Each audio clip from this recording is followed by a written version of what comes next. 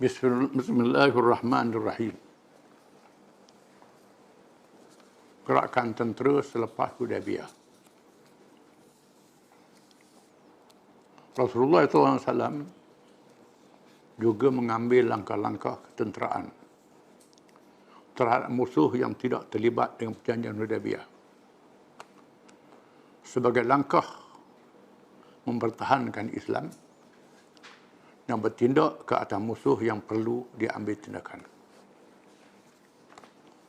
Walaupun dari segi konsep hubungan kaum dan antarabangsa, Islam mendahulukan perdamaian. Sehingga tengah perang pun, kalau orang ajak damai, kita damai. Kerana firman Allah Ta'ala, wa in janahu lis-salmi fajnah laha wa tawakkal 'ala Allah. Dan jika sekiranya mereka itu, yakni musuh yang berperang dengan kita, cenderung kepada perdamaian, maka terima perdamaian dan bertawakal kepada Allah.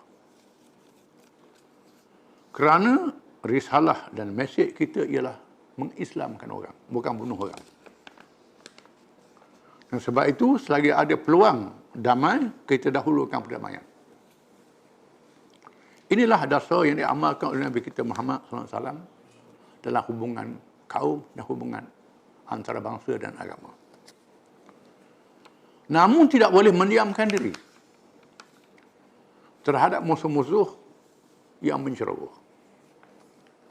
terhadap mereka yang tidak menghormati perdamaian. Mesti diambil langkah sehingga berperang dengan mereka yang tidak terima perdamaian itu. Maka Nabi tak berhenti dalam operasi ketenteraan walaupun di masa perjanjian Hudaybiyah. Kerana perjanjian Hudaybiyah ini dengan Quraisy di Mekah saja. Di sana masih banyak kabilah-kabilah yang menggunakan senjata untuk merampau, untuk menyamun, untuk membunuh orang yang menganut Islam. Maka Nabi SAW tidak diam, menggerahkan para sahabat menghadapi musuh-musuh itu. Di antaranya peristiwa peperangan Ghabah atau peperangan Qirt. Peperangan ini merupakan tindakan ke atas kumpulan perampok dari kalangan Bani Fuzarah yang dipimpin oleh Abdurrahman Al-Khuzari. Mereka merampas unta betina kepunyaan Rasulullah SAW yang sedang meragut rumput di satu tempat bernama Al-Ghabah, dan membunuh lelaki dari kabilah Ghifar, bukan Ghafar, Ghifar, dan menawan seorang perempuan yang kebetulannya berada di situ dengan meletakkan perempuan itu di atas unta yang dirampas. Peristiwa ini berlaku 3 hari sebelum peperangan Khaybar, yang akan dibaca kisahnya insya-Allah. Inilah menurut riwayat yang sahih dari Muslim, Imam Muslim. Walaupun kebanyakan ahli sirah menyatakan ianya berlaku sebelum Hudaybiyah. Imam Muslim mengatakan selepas Hudaybiyah. Kebetulan peristiwa itu dilihat oleh seorang sahabat,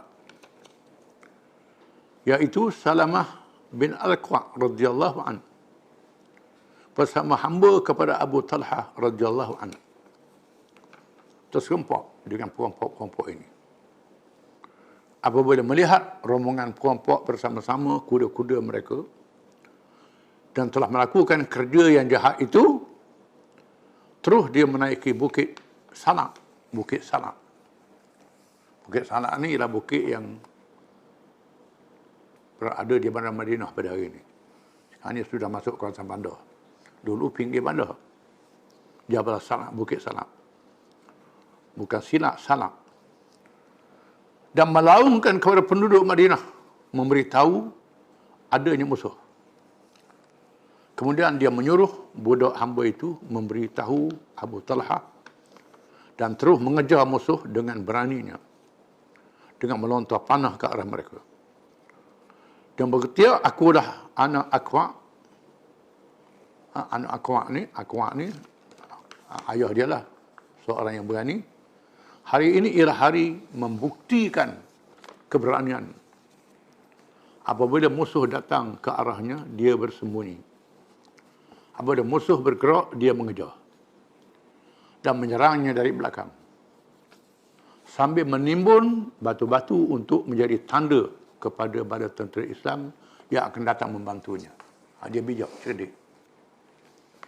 Dalam perjalanan tu, dia guna batu, longgok batu sebagai tanda perjalanan. Dia kejar musuh. Kerana padang pasir ini pohon kayu tak banyak. Oleh tempat kita patahkan ranting kayu sebagai tanda. Ini dia kumpulkan batu-batu. Dia longgok batu sebagai tanda di mana dia kejar musuh itu. Rasulullah SAW dengar panggilan Ibnul Aqwa dan terus mengerahkan para sahabatnya supaya bertindak.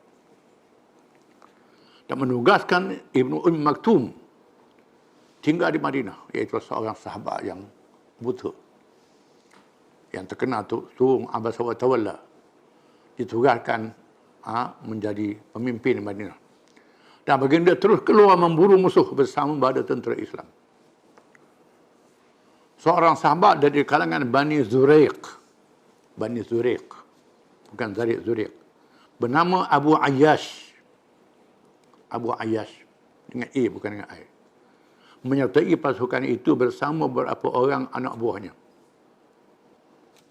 Rasulullah SAW bersabda kepadanya, wahai Abu Ayyash, alangkah baiknya kalau engkau serahkan kudamu ini kepada orang yang lebih handal menunggangnya. Abu Ayyash menjawab, sayalah orang yang paling handal. Apabila ia menunggang lebih 50 hasta, tiba-tiba dia terjatuh. Rasulullah pandai melihat, pandai tak pandai menunggang kuda. Minta dia serah kuda daripada orang lain yang lebih pandai. Dia kata tak, dia pandai. Tiba-tiba jatuh naik kuda. Lalu kuda itu diserahkan kepada orang lain dan pada tentera Islam bertolak untuk memburu musuh.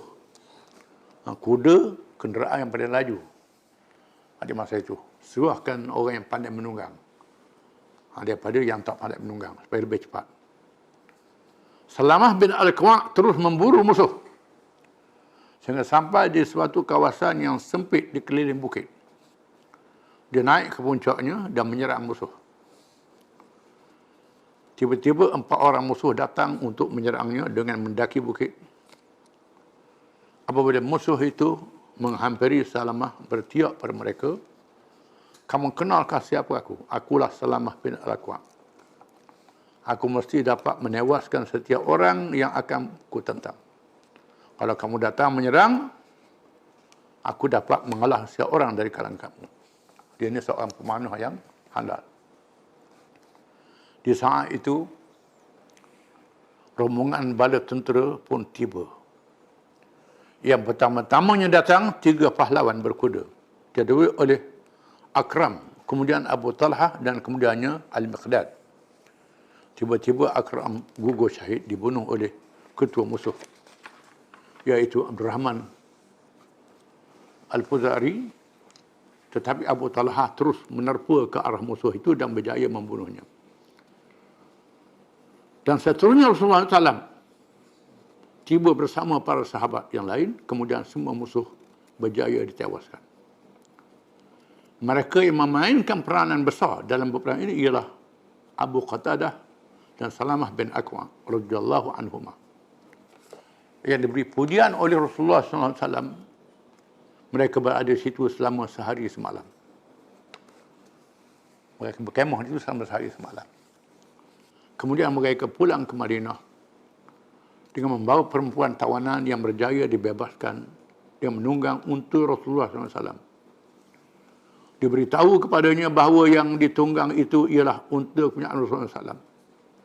Setelah sampai perempuan itu berkata kepada Rasulullah SAW, wahai Rasulullah, saya bernazar kerana Allah bahawa saya mahu menyembelih unta ini kalau saya dibebaskan.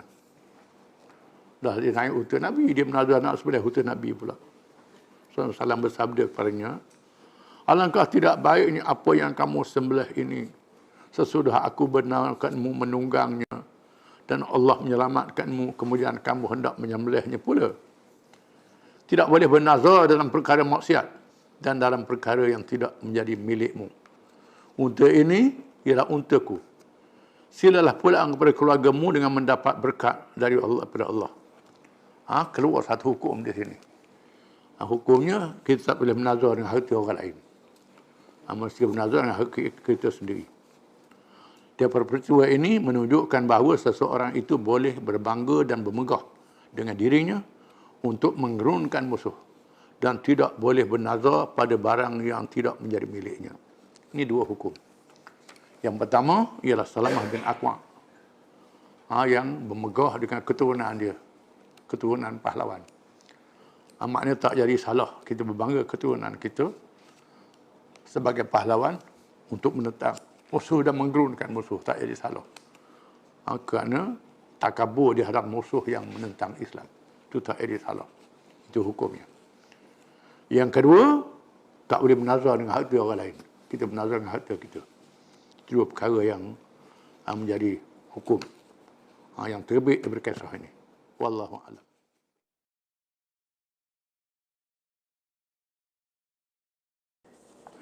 Bismillahirrahmanirrahim. Peperangan Khaybar. Khaybar ialah sebuah bandar berkota yang didiami oleh orang-orang Yahudi. Terletak lebih kurang 70 batu ke utara Al-Madinah Al-Munawwarah. Ia menjadi tempat pusat kegiatan orang-orang Yahudi bagi menentang Islam dan menjadi kubu terakhir mereka di semenanjung Arab. Tindakannya mestilah diambil ke atas mereka bagi menjaga keimanan negara Islam, keamanan umat Islam dan penduduknya, serta memelihara supaya kegiatan menyebarkan Islam tidak diganggu. Kerana Khaybar ni pusat orang Yahudi berkumpul setelah mereka dihalau daripada Madinah. Mereka tidak mendiamkan diri walaupun dihalau, walaupun kalah di Madinah. Mereka berkumpul di Khaybar, membuat kegiatan untuk menentang Islam. Langkah untuk memerangi Khaybar mesti dilakukan. Para ulama tafsir menegaskan bahawa peperangan Khaybar termasuk di dalam janji Allah kepada umat Islam di sebalik perjanjian Hudaybiyah yang banyak hikmatnya, iaitu terkandung di dalam perjanjian Allah Ta'ala dalam firman-Nya, laqad radiyallahu 'anil mu'minina idh yubayyi'unaka tahta asy-syajarah fa'alima ma fi qulubihim fa'anzala as-sakinata 'alaihim wa asabahum fathan qariba wa maghanima katsiratan ya'khudunaha wa kana Allahu 'azizan hakima. Wa'adakumullahu maghanima katsirah ta'khudunaha fa'ajjala lakum hadhihi wa kaffa aydiyan nasi 'ankum wa litakuna ayatan lil mu'minin wa yahdiyakum siratan mustaqima. Suratul Fatah ayat 18 hingga 20.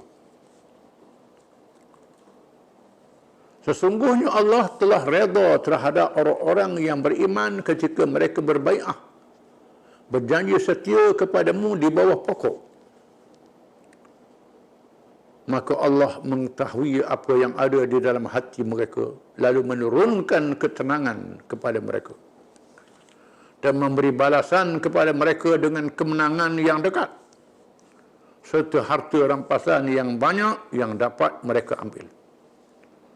Dan adalah Allah Maha Perkasa lagi Maha Bijaksana. Allah menjanjikan kepada kamu harta rampasan yang banyak yang dapat kamu ambil. Maka segerakan kepada kamu. Dan Allah menahan tangan manusia daripada mengalahkan kamu, supaya menjadi tanda pada orang yang beriman, memberi hidayah kepada mereka ke jalan yang betul. Ayat ini merupakan janji Allah kepada umat Islam selepas perjanjian Hudaybiyah. Setelah mereka bimbang dengan perjanjian Hudaybiyah yang dilihat sangat berat sebelum. Nabi menerima perjanjian itu kerana memahami yang tersirat bukan tersurat saja.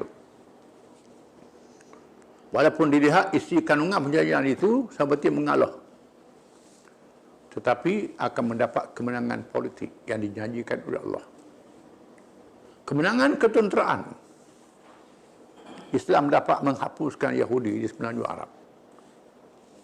Ini akan berlaku.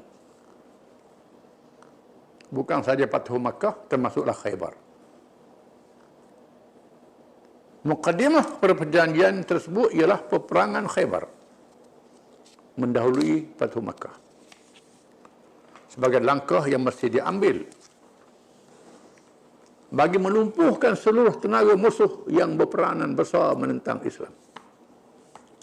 Walau bagaimanapun, semua yang berlaku mestilah mempunyai alasan yang kuat. Di mana alasan untuk menyerang Khaybar ialah kerana penglibatan orang-orang Yahudi Khaybar dalam peristiwa peperangan Ahzab yang sangat mencemaskan, memberi perangsang kepada Yahudi Bani Quraidah bagi mengkhianati perjanjian mereka dengan Rasulullah SAW. Dan seterusnya berlaku peperangan untuk membunuh, perancangan untuk membunuh Rasulullah SAW oleh orang Yahudi melalui sihir dan melalui tindakan-tindakan yang lain. Menandakan orang Yahudi sudah melanggar perjanjian untuk berada dalam negara Islam dengan aman. Mengesahkan bagi orang Islam untuk menyerang Khaybar, bertindak terhadap mereka. Sudah ada alasan. Maka dia ambil peluang oleh Nabi SAW. Rasulullah SAW menangguhkan tindakan ke atas mereka kerana memberi penumpuan kepada musuh yang lebih kuat, iaitu musyrikin. Orang-orang musyrikin. Orang Arab musyrikin. Dengan berlakunya perjanjian Hudaybiyah Mekah, gerakan tentera boleh dialihkan ke arah Khaybar. Maka berlakulah suatu keadaan yang menenangkan ketegangan dengan orang musyrikin dalam perjanjian Hudaybiyah. Maka Nabi mengarahkan tujuan menghadapi Yahudi di Khaybar. Menyediakan anggota pasukan yang ditugaskan. Persediaan untuk perang Khaybar dilakukan dengan cara yang istimewa, iaitu menolak golongan munafik daripada menyertainya dengan cara yang bijaksana, iaitu mengarahkan kepada sesiapa yang mahu menyertai secara sukarela di kalangan sesiapa yang gemar untuk berjihad dan di kalangan mereka yang terlibat dengan bai'ah di bawah pokok Hudaybiyah sahaja, iaitu terdiri dari 1,400 orang para sahabat radhiyallahu anhum yang Allah Ta'ala sebut dalam ayat dibaca tadi. Laqad radiyallahu 'anil mu'minin. Allah Ta'ala redha pada mereka yang beriman. Jumlah mereka ialah 1,400 orang. Bukan calang-calang Allah Ta'ala sebut dalam Quran radhiyallahu anhum. Maka tak boleh dicela walaupun mereka buat salah. Ini mesti ingat. Mereka terlibat di dalam bai'atul ridwan. Bai'atul ridwan. Bai'ah yang mendapat keredaan Allah Ta'ala. Nabi memberi peluang terbuka kepada siapa yang mau ikut. Tetapi mereka yang terlibat dalam bai'ah hendaklah diserta menyertainya, dengan tujuan untuk mengeluarkan kalangan munafik. Orang munafik saat tentu dah tak bersedia. Di masa peninggalan Rasulullah SAW, menugaskan urusan Madinah kepada Sima' bin Arfatah Al-Ghifari. Nabi lantik pemerintah Madinah, menguruskan penyampaian Madinah kepada sahabat Simak bin Arfatah Al-Ghifari. Dan pada ketika persiapan untuk ke Khaybar ini juga, tibanya ke Madinah untuk menjadi seorang Islam, seorang sahabat yang banyak meriwayatkan hadis, iaitu Abu Hurairah radhiyallahu anhu. Masa ini Abu Hurairah datang masuk Islam. Abu Hurairah seorang sahabat yang terkenal dan banyak meriwayatkan hadis, masuk Islam pada masa ini. Orang-orang munafik mengadakan hubungan sulit dengan Yahudi Khaybar. Mereka tak diam. Golongan munafik mengambil langkah membantu orang-orang Yahudi Khaybar melalui ketua mereka Abdullah bin Ubay, dengan menghantar utusan menyatakan kepada orang-orang Yahudi Khaybar, Muhammad sedang menuju ke arah kamu untuk menyerang kamu. Berwaspadalah, jangan takutkan mereka kerana jumlah mereka sedikit dan lemah, sedangkan kamu lebih banyak kelengkapan dan persediaan perang. Orang munafik beri semangat pada orang Yahudi untuk menentang Islam. Mereka pura-pura orang Islam, jadi orang Islam. Dan masa yang sama, mereka adalah musuh yang sangat berbahaya. Membocorkan rahsia. Apabila mereka mengetahui berita itu, mereka mengambil keputusan menghantar Kinanah bin Abil Haqiq dan Hawzah bin Qis supaya menemui kabilah musyrikin Ghatfan untuk meminta bantuan kerana mereka mempunyai hubungan dengan Yahudi Khaybar untuk bersama-sama menentang Islam. Untuk jadikan perangsang, mereka menjanjikan pemberian separuh daripada hasil tamar Khaybar diberi kepada kabilah Ghatfan. Tawaran hadiah sekiranya berjaya mengalahkan orang Islam. Mereka ajak sama kaum kabilah musyrikin Ghatfan untuk meramaikan tentera mereka. Seterusnya bergerak menuju ke Khaybar. Dalam perjalanan menuju ke Khaybar, Rasulullah SAW tidak terus menuju ke Khaybar,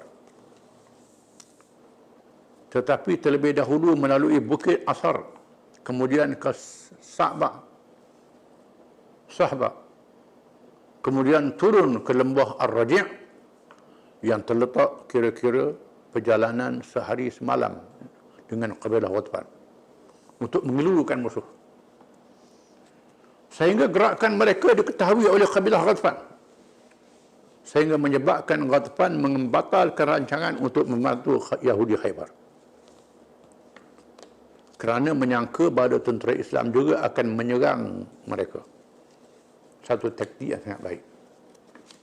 Ghatfan tak jadi nak bantu Khaybar, takut mereka diserang. Padahal Rasulullah tak serang, menghala ke arah mereka saja. Ini taktik.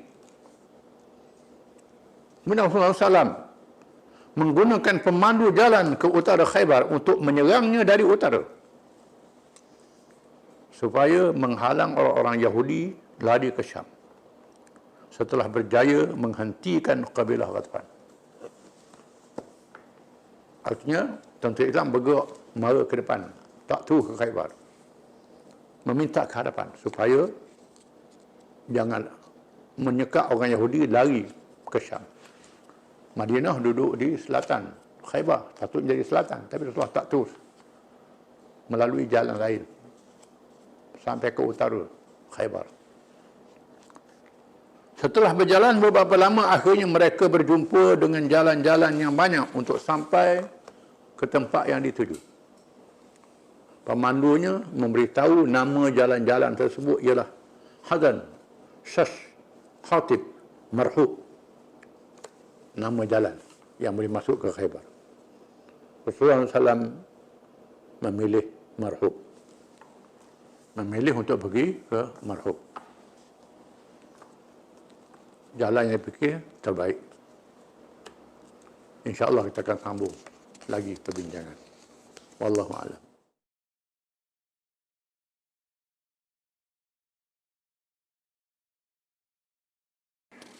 Bismillahirrahmanirrahim. perkara-perkara yang berlaku dalam perjalanan ke Khaybar. Kita sambung cerita tentang perang Khaybar. Khaybar ialah satu bandar kota yang dibina oleh orang-orang Yahudi yang berkumpul di situ. Sebahagian mereka memang meletak di situ. Dan sebahagian mereka yang dihalau dari Madinah berkumpul di situ. Menyebabkan mereka membina satu kekuatan untuk menentang Islam. Mempengaruhi kabilah-kabilah Arab. Lalu Nabi SAW mengambil kesempatan daripada perdamaian Hudaybiyah untuk menyerang Khaybar. Kita baca bahagian yang pertama. Operasi Khaybar. Nabi menggerakkan bala tentera untuk pergi ke Khaybar. Salamah bin Al-Kwa' radhiyallahu anhu, ini sahabat, menceritakan ketika kami dalam perjalanan menuju ke Khaybar, salah seorang dari kalangan kami meminta seorang penyair di kalangan sahabat bernama Amir radhiyallahu anhu supaya bersyair untuk memberi semangat. Di mana orang Arab terkenal dengan syair, sajak yang dijadikan lagu untuk beri semangat. Lalu Amir bin bersyair, Allahumma laula anta mahtadaina wala tasaddaqna wala sallaina innal qawma baghaw alaina wa in aradu fitnatan abaina fa'anzilan sakinatan alaina wa thabbitil aqdama in laqina. Itu antara ucapan syair dia. Artinya, ya Allah, ya Tuhanku, ya Tuhan kami, kalau tidak kerana-Mu, nescaya kami tidak mendapat petunjuk. Tidaklah untuk bersedekah dan tidak bersembahyang. Sesungguhnya musuh mahu menceroboh kami. Mereka mahu menggoda kami supaya menyeleweng. Kami tetap enggan, wahai Tuhan, turunkanlah ketetapan hati kepada kami dan teguhkanlah pendirian kaki-kaki kami apabila bertemu musuh. Ini makna syair dia. Yang penuh dengan semangat. Rasulullah SAW bersabda bila mendengar syair dia ni, mudah-mudahan Allah mengurniakan rahmat padamu. Nabi doa. Doa seorang Nabi ini dimakbulkan oleh Allah. Bila Nabi berdoa bukan calang-calang. Kan doa Nabi Tuhan terima. Dia dapat doa Nabi dengan sebab syair yang dibaca ini. Menjadi perkara yang diketahui umum bahawa setiap orang yang dikhususkan oleh Rasulullah SAW beristighfar dan memohon rahmat atasnya, orang itu akan mati syahid. Biasanya begitu. Tuhan beri lebih mati syahid. Mati syahid ini masuk syurga dengan tiada hisab. Dan Amir telah dikurnia syahid dalam peperangan Khaybar ini. Dia dapat kelebihan. Di tengah-tengah perjalanan, mereka melalui lembah. Lalu sahabat bertakbir dengan mengangkat suara. Takbir kuat. Allahu Akbar, la ilaha illallah wallahu akbar. Rasulullah SAW menegur mereka dengan bersabda, kamu tidaklah berdoa kepada Tuhan yang tuli dan tiada, tetapi kamu berdoa kepada Tuhan yang maha mendengar lagi hampir kepadamu. Jangan kuat-kuat sangat. Mungkin ini sebagai satu strategi peperangan. Supaya musuh tak sedar mereka datang. Kalau takbir kuat-kuat, musuh tahu kita ada. Dan memanglah bertakbir dengan perlahan lebih khusyuk. Berzikir perlahan lebih khusyuk. Dan lebih afdal daripada berzikir kuat. Kecuali keadaan tertentu. Bang kena kuatlah. Kalau bang perlahan, orang nak dengar macam mana? Kena nak panggil orang sembahyang. Ada tempat kuat, ada tempat perlahan. Ini kita kena faham, bukan kuat semata-mata. Sebab itu mereka yang berzikir kuat ni salah dari segi adab berzikir. Ada jenis tarikat yang berzikir kuat. Sampai sebuah kapur dengar berzikir. Goyang-goyang tubuh pula. Jadi sudah melampau. Berzikir yang baik ialah dengan tenang. Bila tentera Islam tiba, mereka tiba hampiran Khaybar di waktu malam. menjadi kezaliman Rasulullah SAW dalam keadaan begini mengarahkan gerakan ke tempat sasaran di waktu paginya. Mereka bersembahyang subuh dan di tempat bernama Ghals. Orang-orang Yahudi tidak menyedari kedatangan mereka malaikat setelah siang hari. Apabila mereka keluar bekerja menyebabkan mereka lari bertempiaran. Jadi tentera Islam tiba dalam keadaan mengejut. Dan mengejutkan orang Yahudi. Mereka berkata, Muhammad sudah datang. Muhammad sudah datang. Rasulullah SAW bertakbir, Allahu Akbar, La ilaha illallah, Khaybar dihancurkan, Allahu Akbar, La ilaha illallah, Khaybar dihancurkan. Ini slogan Nabi pada masa sampai di Khaybar. Allahu Akbar, La ilaha illallah, Khaybar dihancurkan. Rasulullah SAW mengarahkan supaya diambil satu tempat untuk dijadikan markas tentera Islam. Dipilih markas besar, markas operasi, markas pemerintah. Bukan perang macam lagu itu, ada markas lah. Markas pemerintah yang mengarahkan pasukan ni, pergi dulu pasukan ni, kemudian pasukan ni di sini, kena ada markas pemerintah. Nabi ambil satu tempat untuk jadi markas pemerintah. Tiba-tiba seorang sahabat bernama Habab bin Al-Munzir radhiyallahu anhu berkata, adakah tempat ini wahyu dari Allah atau pendapat yang berhubung dengan tipu daya peperangan? Rasulullah ambil tempat ni wahyu dari Tuhan ke ataupun pandangan sendiri? Rasulullah SAW bersabda, bahkan dia pendapat yang berhubung dengan tipu daya peperangan, kata Nabi. Pendapat ni pada pandangan aku untuk strategi peperangan. Bukan wahyu dari Allah. Habab berkata, wahai Rasulullah, tempat ini terlalu dekat dengan kota musuh bernama Natut. Kesemua tentera penyerang mereka berada di situ. Di situ mereka boleh nampak gerak-geri kita dan kita tidak nampak mereka. Tempat ni bahaya. Panah mereka sampai pada kita sedangkan panah kita tak sampai pada mereka. Mungkin tempat tu rendah. Tempat musuh tinggi. Kita tidak selamat daripada serangan mereka. Dan tempat ini pula kita berada di celah-celah pohon tamar, pokok tamar. Kedudukan tanahnya tidak baik, kata Habab. Habab bin Salam. Tak baik tempat ini Rasulullah. Kalau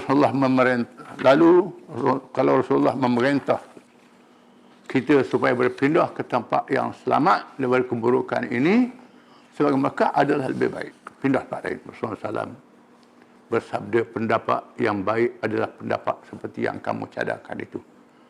Lalu baginda memerintah berpindah ke tempat lain. Apabila hampir ke kota Khaybar, Rasulullah SAW memerintah berhenti. So berhenti, lalu Rasulullah berdoa. Nabi baca doa. Doa yang dibaca Nabi untuk perang Khaybar. Allahumma rabbas samawati sab'i wa ma azlal wa rabbal aradina wa ma aqlalna wa rabbas syayatin wa ma adlalna fa inna nas'aluka khaira hadhihi al-qaryah wa khaira ahliha wa khaira ma fiha wa na'udzu bika min syarri hadhihi al-qaryah wa syarri ahliha wa syarri ma fiha. Ini doa Nabi. Doa ni balik. Makna dia, wahai Tuhanku yang memiliki langit dan apa yang berada di bawah naungannya. Tuhan yang memiliki bumi dan apa-apa yang berada di atasnya. Tuhan yang memiliki syaitan dan apa yang menyesatkan. Sesungguhnya kami bermohon kepadamu kebaikan negeri ini, kebaikan penduduknya dan kebaikan apa-apa yang ada padanya. Kami berlindung denganmu daripada kejahatan negeri ini dan kejahatan penduduknya dan kejahatan apa-apa yang ada padanya. Doa ni sunat dibaca bila kita nak pergi mana-mana negeri orang. Belum masuk negeri itu baca doa ini.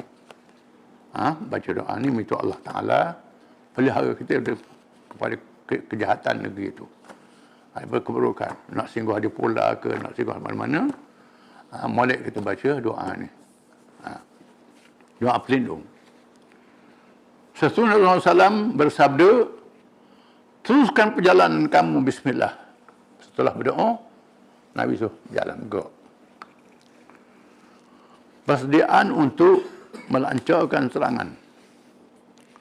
Sebelah malamnya Rasulullah SAW bersabda, waktu malam, demi sesungguhnya di esok hari aku akan berikan bendera kepada seorang lelaki yang kasihkan Allah dan Rasulnya, dan dia dikasihi oleh Allah dan Rasulnya. Nabi kata, esok aku akan suruh bendera perang kepada seorang, tak disebut nama. Orang ni dia kasih pada Allah dan Rasul, dan Allah dan Rasul kasih pada dia.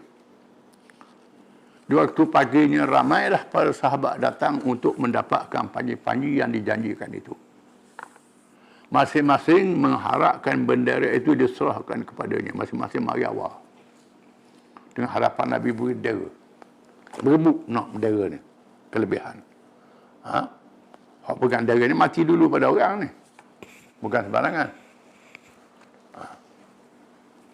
Sayyidina Umar kata, disebut dalam satu riwayat yang lain, kata Sayyidina Umar, aku tak pernah nak minta jadi ketua. Tak ingin jadi ketua. Tapi hari itu aku nak jadi ketua, kata Sayyidina Umar. Aku pergi awal.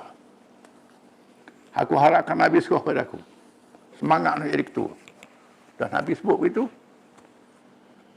Tiba-tiba Rasulullah SAW bersabda di mana Ali bin Abi Talib. Panggil menatu dia Sayyidina Ali. Nabi panggil Sayyidina Ali. Nak suruh bendera supaya duduk di depan sekali berperang. Biasalah malam ni menatu ni bagi projek lah. Atau bagi hak sedap-sedap. Ni dak. So jadi penglima. Mereka menjawab, dia sedang sakit mata, wahai Rasulullah. Sayyidina Ali sakit mata. Pergilah padanya, bawa dia kemari. Bawa dia. Setelah Ali radhiyallahu anhu datang, tiba-tiba Rasulullah SAW meludah ke dalam matanya dan berdoa supaya disembuhkan. Nabi mari, saya Nabi berludah dalam mata saya yang sakit itu.